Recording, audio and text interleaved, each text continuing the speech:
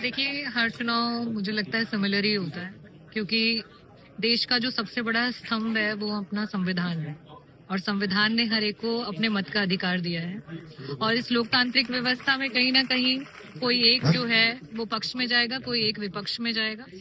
और अगर इंडिया गठबंधन तो नहीं कह सकते, लेकिन समाजवादी पार्टी का पूर्ण समर्थन जो है वो रहा केजरीवाल जी के साथ। और अगर वो दिल्ली में विपक्ष में बैठेंगे तो मुझे उम्मीद है कि बहुत सारी जो सवाल जिन पे बीजेपी हमेशा उनकी सरकारों पे थोपती आई है, उन पे अब बीजेपी को जवाब देना पड़ेगा, जनता को जवाब देना पड़ेगा। मैडम, जिस तरीके से आप लोग चुनाव आयोग पर सवाल उठा रहे थे, ईवीएम पे सवाल उठाए, तो कहीं न कहीं वो सवाल अभी बरकरार रहेगा आप लोगों की तरफ से? मैं आप लोगों का आभार व्यक्त करना चाहूंगी, क्योंकि जिस तरीके से मिल्कीपुर चुनाव में आपके मीडिया बंधुओं के द्वारा ये सामने आया है कि एक व्यक्ति के द्वारा, वो भी वृद्ध अवस्था के जो व्यक्ति हैं उनके द्वारा इतने फर्जी वोट डाले गए, तो ये तो सिर्फ एक प्रकरण है जो सामने आया है। ना जाने ऐसी बहुत सारी चीजें हैं जो उजागर होनी बाकी हैं। और कहीं ना कहीं निष्क्रिय तरीके से चुनाव आयोग ने काम किया है, एक तरफा होकर के काम किया है, जिसकी वजह से लोकतांत्रिक व्यवस्था को ठेस पहुंच रही है।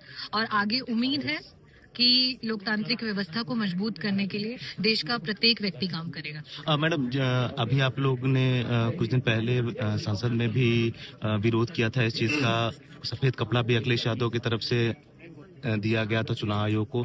तमाम सवाल उठ रहे थे चुनाव आयोग को लेकर के, तो उस पर क्या कहना चाहेंगे?